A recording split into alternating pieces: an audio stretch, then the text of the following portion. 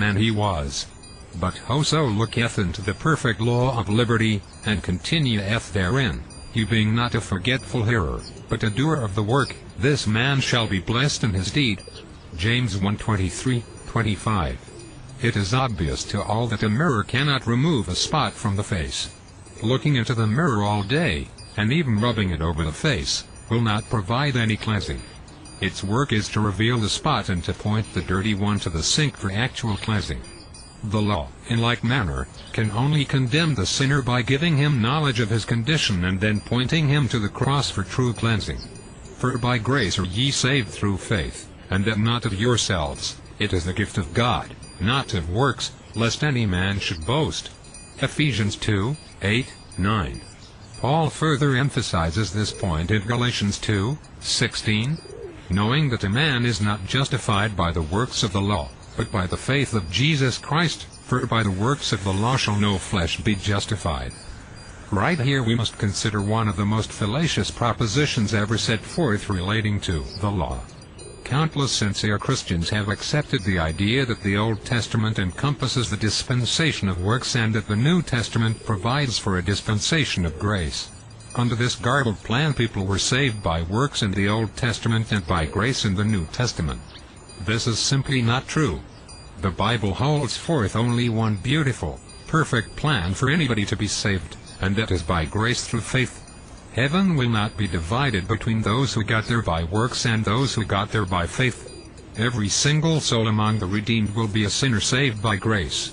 Those who entered into salvation in the Old Testament were those who trusted the merits of the blood of Jesus Christ, and they demonstrated their faith by bringing a lamb and slaying it. They looked forward in faith to the atoning death of Jesus. We look back in faith to the same death and are saved in exactly the same way. Be very certain that the entire redeemed host throughout eternity will be singing the same song of deliverance, exalting the Lamb slain from the foundations of the world. Some try to dispose of the Ten Commandments on the basis of the new commandments of love that Christ introduced.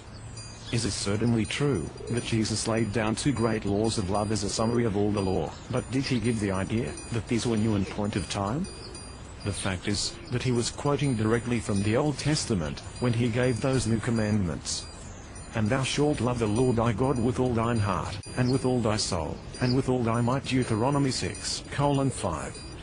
Thou shalt love thy neighbor as thyself. Leviticus 19:18.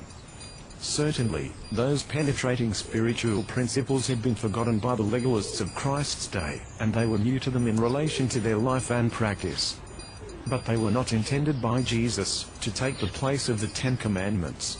When the lawyer asked Jesus which was the greatest commandment in the law, he received the answer, Thou shalt love the Lord thy God with all thy heart, and with all thy soul, and with all thy mind.